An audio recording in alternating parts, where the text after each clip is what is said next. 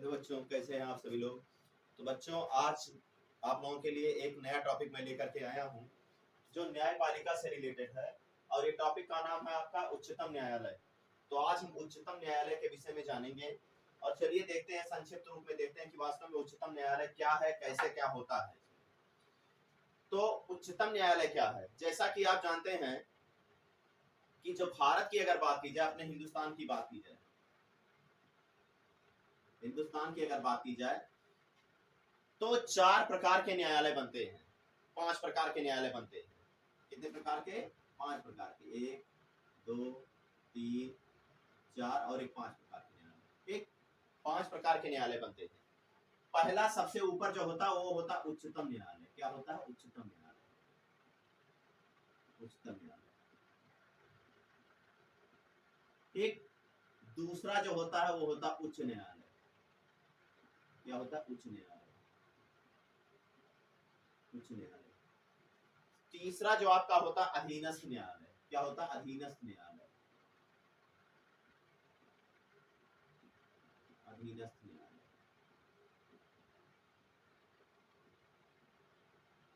चौथा आपका जो होता है वो होता है मुंसिफ न्यायालय। क्या होता है? मुंसिफ न्यायालय। मुंसिफ न्यायालय। और पांचवा जो आपका होता है वो होता है ग्राम पंचायत या ग्राम न्यायालय। ग्राम पंचायत। ठीक, तो ये 5 प्रकार के आपके न्यायालय होते हैं। अगर भारत में बात की जाए तो भारत के नजरिए से अगर देखा जाए तो एक उच्च न्यायालय, एक उच्चतम न्यायालय। कितना है? एक उच्चतम न्यायालय। उच्च न्यायालय की संख्या कितनी है? 25 है। कितना है? 25। और एक उच्चतम न्यायालय है। अधीनस्थ न्यायालय की अगर बात की जाए तो जिले में एक होता है। कितना होता है? जिले में एक। जिले में एक होता है। ठीक, अगर बात किया जाए मुंसिफ न्यायालय तो जिले में अनेक। जिले में अनेक होते हैं। अनेक होते हैं। और ग्राम पंचायत आप जानते हैं गांव में एक होता है। गांव में एक होता है। ठीक, मतलब कुल मिला जुला करके अगर भारत के नजरिए से देखा जाए, न्यायपालिका की अगर बात की जाए तो भारत में न्यायपालिका को 5 भागों में वर्गीकृत किया गया है। सबसे ऊपर होता उच्चतम न्यायालय, उसके बाद होता उच्च न्यायालय, उसके बाद होता अधीनस्थ न्यायालय, फिर होता है मुंसिफ न्यायालय और फिर होता है ग्राम पंचायत। अगर बात किया जाए उच्चतम न्यायालय की तो पूरे भारत में एक उच्चतम न्यायालय है, यानी सुप्रीम कोर्ट केवल एक ही है। दूसरा, अगर उच्च न्यायालय की बात की जाए तो पूरे भारत में कितने उच्च न्यायालय है? 25 उच्च न्यायालय है। अगर अधीनस्थ न्यायालय की बात की जाए तो अधीनस्थ न्यायालय जिले में केवल एक होता है, सिर्फ एक। और मुंसिफ न्यायालय की अगर बात की जाए तो जिले में अनेक मुंसिफ न्यायालय होते हैं। और ग्राम पंचायत की अगर बात की जाए तो गांव में एक ग्राम पंचायत होता है, मतलब ग्राम पंचायत सिर्फ गांव तक ही सीमित होता है। अच्छा, अब यहाँ हम बात करने चल रहे हैं उच्चतम न्यायालय की, क्योंकि उच्चतम न्यायालय सबसे पहले दिया है तो उच्चतम न्यायालय के विषय में जानेंगे। तो उच्चतम न्यायालय क्या है? तो सन 1773 ईस्वी के रेगुलेटिंग एक्ट के द्वारा सन 1774 ईस्वी में कलकत्ता में उच्चतम न्यायालय का गठन किया गया। सबसे पहले सन 1773 ईस्वी के रेगुलेटिंग एक्ट के द्वारा सन 1774 ईस्वी में कलकत्ता में उच्चतम न्यायालय का गठन किया गया। किसका गठन किया गया? उच्चतम न्यायालय का गठन किया गया। ये स्वतंत्रता के पहले की बात की जा रही है। लेकिन स्वतंत्रता के पश्चात स्वतंत्रता के बाद की अगर बात की जाए तो आगे जब कार्यक्रम बढ़ता चला गया तो सन 1935 में भारत शासन अधिनियम जब आया था, यानी भारत शासन अधिनियम सन 1935 ईस्वी में जब आया तो उसके द्वारा सन 1937 ईस्वी में उच्चतम न्यायालय का गठन किया गया। मतलब भारत में सन 1937 ईस्वी में उच्चतम न्यायालय का गठन किया गया। अच्छा, लेकिन स्वतंत्रता के बाद भारत के जो प्रथम न्यायाधीश बने वो कौन थे? हीरालाल जेकानिया। कौन थे? हीरालाल जेकानिया थे। अगर नियुक्ति की बात की जाए कि जो उच्चतम न्यायालय के जो मुख्य न्यायाधीश होते हैं उनकी नियुक्ति कैसे होती है, तो मुख्य न्यायाधीश की जो नियुक्ति होती है, उच्चतम न्यायालय के मुख्य न्यायाधीश की जो नियुक्ति होती है वो राष्ट्रपति द्वारा की जाती है। किसके द्वारा की जाती है? राष्ट्रपति के द्वारा।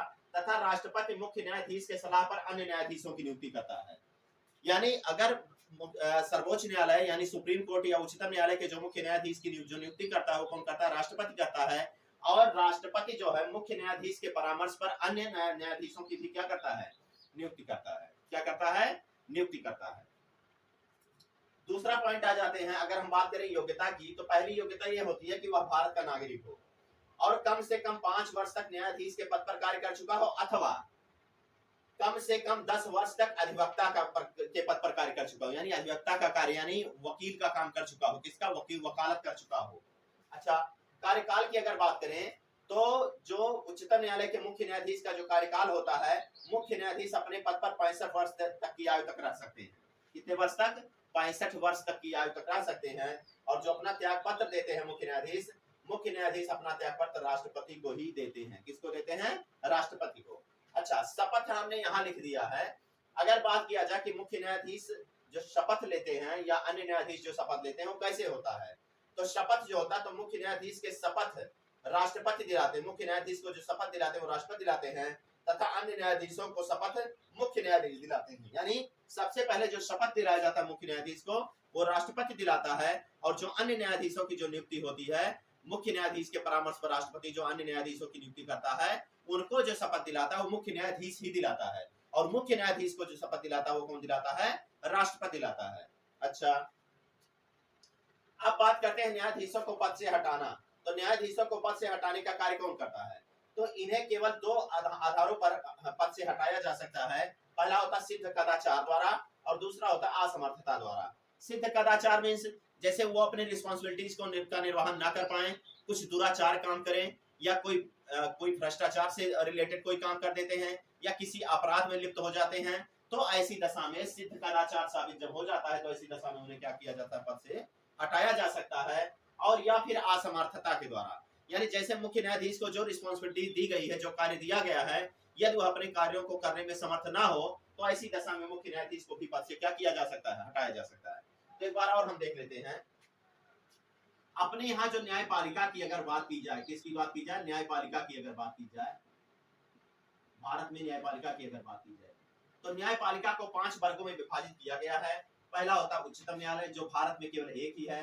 दूसरा होता उच्च न्यायालय जो भारत में कितने हैं, 25 हैं। अधीनस्थ न्यायालय तीसरा होता है जो जिले में एक होता है। फिर होता मुंसिफ न्यायालय जो जिले में अनेक होते हैं, और फिर होता ग्राम पंचायत जो गांव में एक होते हैं। ठीक, यहाँ तक समझ में आया। अब बात करते हैं उच्चतम न्यायालय में। तो सन 1773 ईस्वी के रेगुलेटिंग एक्ट के द्वारा सन 1774 ईस्वी में कलकत्ता में उच्चतम न्यायालय का गठन किया गया। सन 1773 ईस्वी के रेगुलेटिंग जो एक्ट आया उसके द्वारा सन 1774 ईस्वी में कलकत्ता में उच्चतम न्यायालय, कलकत्ता में कोलकाता में उच्चतम न्यायालय का गठन किया गया। और इसके जो प्रथम न्यायाधीश थे वो कौन थे, प्रथम न्यायाधीश थे सर एलिजा इम्पे थे। कौन थे, सर एलिजा इम्पे। अभी थोड़ी देर पहले छूट गया था, ये शायद मैंने बताया नहीं था। तो सन 1773 ईस्वी के रेगुलेटिंग एक्ट के द्वारा सन 1774 ईस्वी में कलकत्ता में उच्चतम न्यायालय का गठन किया गया, और इसके जो प्रथम न्यायाधीश थे सर एलिजा इम्पे थे। और क्या हुआ, सन 1935 ईस्वी में भारत शासन अधिनियम जो आया था उसके द्वारा सन 1937 ईस्वी में उच्चतम न्यायालय का गठन किया गया। और स्वतंत्रता के बाद भारत के जो प्रथम न्यायाधीश बने हीरालाल जेठानिया थे। अब इनकी नियुक्ति की अगर बात की जाए तो सर्वोच्च न्यायालय के मुख्य न्यायाधीश की नियुक्ति राष्ट्रपति द्वारा की जाती है, और राष्ट्रपति जब मुख्य न्यायाधीश की नियुक्ति करता है तो मुख्य न्यायाधीश के परामर्श पर अन्य न्यायाधीशों की भी क्या करता है, नियुक्ति करता है। यानी नियुक्ति जो है मुख्य न्यायाधीश की नियुक्ति राष्ट्रपति द्वारा की जाती है, तथा राष्ट्रपति मुख्य न्यायाधीश के सलाह पर अन्य न्यायाधीशों की भी क्या करता है, नियुक्ति करता है। अब बात करते हैं योग्यता की। तो मुख्य न्यायाधीश की जो योग्यता होती है, पहला होता है वह भारत का नागरिक हो और कम से कम 5 वर्ष तक न्यायाधीश के पद पर कार्य कर चुका हो, अथवा 10 वर्ष तक, कम से कम 10 वर्ष तक अधिवक्ता के पद पर कार्य कर चुका हो, यानी अधिवक्ता का कार्य कर चुका हो।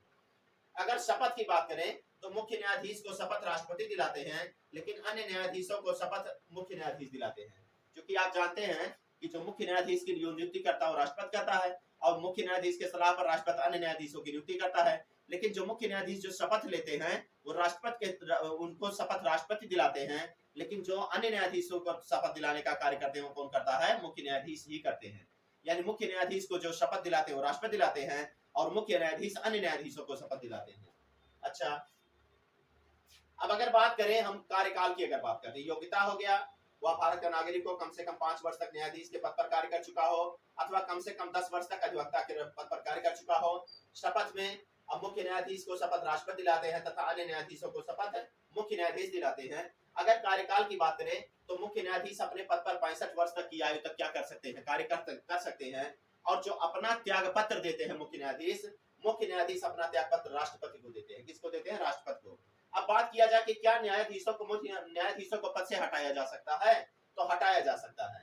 न्यायाधीशों को पद से हटाना, इन्हें केवल 2 आधारों पर पद से हटाया जा सकता है। पहला होता सिद्ध कदाचार द्वारा और दूसरा होता असमर्थता द्वारा। सिद्ध कदाचार द्वारा मींस मान लीजिए कोई मामला आया, उसमें कुछ भ्रष्टाचार हुआ या मान लीजिए कोई आपराधिकता में लिप्त हो जाते हैं, तो ऐसी दशा में मुख्य न्यायाधीश को पद से क्या किया जा सकता है? हटाया जा सकता है।